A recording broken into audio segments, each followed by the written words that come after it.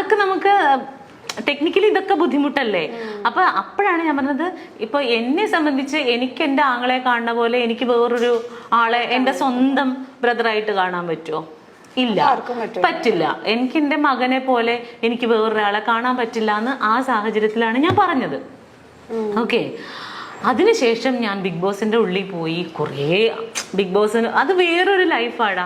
ഇപ്പൊ കൊറോണ വന്നു, നമ്മുടെ വീട്ടില് TV ഉണ്ട്, മ്യൂസിക് സിസ്റ്റം ഉണ്ട്, നമ്മുടെ കുഞ്ഞുങ്ങളുണ്ട്, അച്ഛനുണ്ട്, അമ്മയുണ്ട്, നമുക്ക് ഇഷ്ടമുള്ള സാധനങ്ങൾ ഉണ്ടാക്കി കഴിക്കാം. കള്ളുകുടിക്കുന്നവർക്ക് വീട്ടിൽ മദ്യം ഉണ്ടെങ്കിൽ അതും കുടിക്കാം. ആർക്കും ഒരു പ്രശ്നം ഉണ്ടായിരുന്നില്ല. ആകെ നമുക്ക് പോകാൻ പറ്റാത്തത് നമ്മുടെ വർക്കിംഗ് സ്പേസിൽ പോകാൻ പറ്റുന്നില്ല, റോഡിലേക്ക് ഇറങ്ങാൻ പറ്റുന്നില്ല, കടകളിൽ പോകാൻ പറ്റുന്നില്ല. ഇതായിരുന്നു നമുക്കുണ്ടായിരുന്ന ബുദ്ധിമുട്ട്. ആ സമയത്ത് പോലും ആളുകൾ എന്തോരം ഫ്രസ്ട്രേറ്റഡ് ആയി. ഇതൊന്നുമില്ലാത്ത ഒരു സ്പേസിൽ പരസ്പരം പരിചയമില്ലാത്ത 16 പേര് ഒരുമിച്ച് ജീവിക്കുന്ന ഒരു വീട്ടിലാണ് നമ്മൾ കഴിയണത്. നമ്മൾ ഇതുവരെ എൻ്റെ ലൈഫിൽ എൻ്റെ 40ാമത്തെ വയസ്സിൻ്റെ ഇടയ്ക്ക് ഇതുവരെ ഞാൻ അങ്ങനെ ഒരു സിറ്റുവേഷൻ ഫേസ് ചെയ്തിട്ടില്ല. ഫേസ് ചെയ്തിരുന്നെങ്കിൽ എൻ്റെ അഭിപ്രായം ഒന്നും ഇതായിരിക്കില്ല. ഞാൻ അതുവരെ ഉണ്ടായിരുന്ന എൻ്റെ അഭിപ്രായം മുഴുവൻ മാറിപ്പോയി. കാരണം എനിക്ക് ഒന്നും ചെയ്യാൻ പറ്റണില്ല.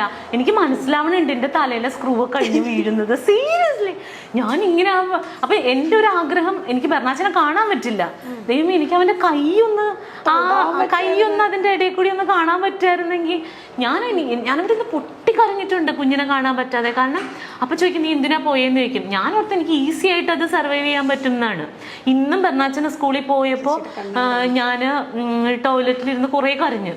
വേറെ ഒന്നുമല്ല, ഞാൻ ഇന്ന് അവിടെ നിന്ന് പോരും, എനിക്കിന്ന് അവനെ കാണാൻ പറ്റില്ല. സ്കൂൾ വിട്ട് വന്ന് കഴിയുമ്പോൾ ഇനി ഞാൻ 10-15 ദിവസം കഴിയുമ്പോഴേ ഒരു ടിഷ്യൂ തരും.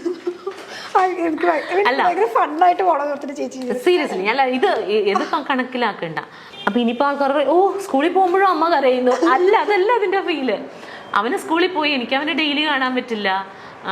അപ്പൊ ഇനിയിപ്പോ വൈകുന്നേരം സാധാരണ ഞാൻ ഇവിടെ ആണെങ്കിലും വീട്ടിലുണ്ടാവും ഞാൻ അവൻ വരുമ്പോ, അല്ലെങ്കിൽ രാത്രി ഞങ്ങൾ ഒരുമിച്ചാണ് ഇറങ്ങണത്. ഇന്ന് മുതൽ ഇനി അത് പറ്റില്ല. ഇന്നിപ്പോ ഞാൻ പോകുമല്ലോ. അപ്പൊ എനിക്ക് അവൻ പോകുമ്പോ ഒരു തിങ്ങലാണ്. ഇതിന്റെ 100 ഇരട്ടിയാണ് ഞാൻ ബിഗ് ബോസ് വീട്ടിൽ വെച്ച് അനുഭവിച്ചത്. അവിടെ വെച്ചിട്ടാണ് ഈവൻ ഫുക്രു, ഞാൻ പറഞ്ഞത് സത്യമാണ്, അവിടെ വെച്ചിട്ട് എനിക്ക് ബെർണാച്ചനായോ എന്നുള്ളതല്ല, ആ ഒരു സ്ഥലം ഫില്ല് ചെയ്യാൻ വേണ്ടിയിട്ട് ഈ കുട്ടി എന്നെ ഒരുപാട് ഹെൽപ്പ് ചെയ്തിട്ടുണ്ട്. ബെർണാച്ചൻ എന്നെ ഡി മഞ്ജുപത്രോസ എന്നൊക്കെ പറഞ്ഞ് എന്റെ മോൻ വന്ന് വിളിക്കും. അതുപോലെയൊക്കെ ബെർണാച്ചൻ ഹലോ, അതുപോലെ ഇവൻ ഫുക്രപ്പം വന്നിട്ട് ഡി മഞ്ജുപത്രോസ എന്ന് വിളിക്കുമ്പോൾ ഞാൻ പെട്ടെന്ന് അയ്യോ എനിക്ക് കൊച്ചു വിളിക്കുന്ന പോലെ തോന്നും. അതുപോലെ ഇപ്പൊ എനിക്ക് ഫുഡൊക്കെ ഭയങ്കര ഇഷ്ടമാണ്. അപ്പോൾ ഇന്നലെ ബെർണാച്ചൻ ചോറുണ്ട് കഴിഞ്ഞപ്പോഴത്തേനും ഞണ്ടൊക്കെ എനിക്ക് ഭയങ്കര ഇഷ്ടമാണ്. അപ്പൊ അവൻ ചോറുണ്ട് കഴിഞ്ഞപ്പോൾ അതിൽ നിന്ന് ഒരു കഷ്ണം ഞണ്ടെടുത്ത് എനിക്ക് തന്നു. എനിക്കിഷ്ടമാണെന്ന് അറിഞ്ഞോണ്ടാ. അതുപോലെ തന്നെ ഇവൻ കറിയൊക്കെ വെച്ചിട്ടുണ്ടെങ്കിൽ എനിക്ക് ചിക്കനൊക്കെ ഇഷ്ടമായതുകൊണ്ട് ഇവൻ അവന്റെ ചിക്കൻ പീസ് എനിക്ക് തരുന്നുണ്ട്. എന്റെ പപ്പടം എടുത്തോണ്ട് പോവുക, അവൻ അതാ ഇഷ്ടം. അപ്പോൾ അങ്ങനെയൊക്കെ അങ്ങനെ ഒരു റിലേഷൻഷിപ്പ് അവിടെ കിട്ടിയത് കാരണം എനിക്ക് പെട്ടെന്ന് ബെർണാച്ചനായിട്ടാണ് റിലേറ്റ് ചെയ്യാൻ പറ്റുന്നത് അവനെ എന്ന് വിചാരിച്ചിട്ട്. അവൻ എൻ്റെ മകനായിട്ട് ഞാൻ ദത്തെടുത്തു എന്നല്ല അതിൻ്റെ അർത്ഥം. ഇതൊക്കെ സാമാന്യ ബോധമുള്ളവർക്ക് മനസ്സിലാകും, ഇല്ലാത്തവരോട് പറഞ്ഞിട്ട് കാര്യമില്ല. അപ്പൊ ഇതിപ്പോ ദയക്കും കേൾക്കുകയാണെങ്കിൽ ദയക്കും കൂടി മനസ്സിലാവട്ടെ എന്ന് വിചാരിച്ചിട്ടാണല്ലോ. ദയ അപ്പൊ അതിനകത്ത് ചോദിച്ചു, എന്താണ് ഓന്ത് നിറം മാറുന്നത് പോലെ നിറം മാറുന്നവളാണോ എന്നൊക്കെ ചോദിച്ചു. ദയനോട് പറയണ ഓന്ത് നിറം മാറുന്ന പോലെ നിറം മാറിയതൊന്നുമല്ല, ഇതാണ് ഇതിന്റെ വാസ്തവം. അപ്പം പറഞ്ഞ പോലെ അവിടെ വെച്ചിട്ട് ദയക്ക് അറിയാമായിരുന്നെങ്കിൽ ചിലപ്പോൾ മനസ്സിലായിട്ടുണ്ടാവില്ല പുറത്ത്. പിന്നെ നിലനിൽപ്പിന് വേണ്ടിയിട്ട് ഓരോരുത്തരും ഓരോന്ന് ചെയ്യല്ലേ. അപ്പൊ ദയ അത് ചെയ്തോട്ടെ, കുഴപ്പമില്ല, എനിക്ക് പ്രശ്നമില്ല. Seriously no issues. Okay, next വെറുതെ പത്രാസ് അടിക്കല്ലേ എന്റെ മഞ്ജു. അത് അങ്ങനെ പറഞ്ഞിട്ടുണ്ടോ? അതെന്താണാവോ? ചിലപ്പോ ഒരു അതായിരിക്കും, ഒരു പ്രാസത്തിന് വേണ്ടി പറഞ്ഞായിരിക്കും. പാവം, പോട്ടെ, അതൊക്കെ ഒന്നും കുഴപ്പമില്ല. നെക്സ്റ്റ് വേണം, നല്ലതാട്ടോ. വരും കാലത്തെ ലളിതാമ്മ. ഓക്കെ, എന്താ മഞ്ജു ചേച്ചിക്ക് നാഷണൽ അവാർഡ് കിട്ടാതെ? എന്റെ കർത്താവേ, അങ്ങനെ ചോദിക്കല്ലേ. ഞാൻ അതിന് മാത്രം വലിയ കാര്യങ്ങളൊന്നും ചെയ്തിട്ടില്ല. നാഷണൽ അവാർഡ് കിട്ടാൻ പാകത്തിനൊന്നുമുള്ള അങ്ങനെ ഒരു നല്ല ക്യാരക്ടറോ. അതെന്താ അറിയോ, ഇപ്പോൾ നമ്മുടെ ഇൻഡസ്ട്രിയിൽ നിൽക്കുന്ന എല്ലാ ആർട്ടിസ്റ്റുകളും നല്ല ടാലന്റഡ് ആയിട്ടുള്ളവരാണ്. പക്ഷേ ചിലർക്ക് നല്ല ഓപ്പർച്യൂണിറ്റീസ് കിട്ടും. ഇപ്പം ഇപ്പൊ എനിക്ക് അഭിനയിക്കാൻ കഴിവുണ്ട്, ഞാൻ എൻ്റെ വീട്ടിൽ പോയിരുന്ന് അഭിനയിച്ചിട്ട് വല്ല കാര്യമുണ്ടോ? എനിക്കിപ്പോ ചിലപ്പോ അല്ലെങ്കിൽ ഇപ്പൊ ആർക്കാണെങ്കിലും ഇപ്പൊ ലളിതാമ്മ ചെയ്ത പോലെയുള്ള നല്ല ഡെപ്ത് ആയിട്ടുള്ള ക്യാരക്ടർ ഈസി ആയിട്ട് ചെയ്യാൻ പറ്റുമെന്ന് വിചാരിക്കുക. എനിക്കിതിപ്പോ ഒരവസരം കിട്ടിയാലല്ലേ എനിക്കിത് ചെയ്ത് കാണിക്കാൻ പറ്റുള്ളൂ.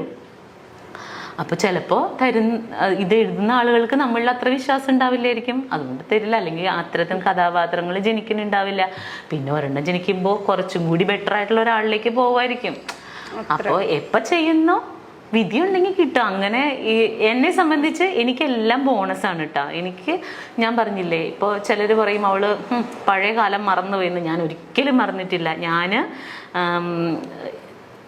അത് പറയാൻ പറ്റില്ല.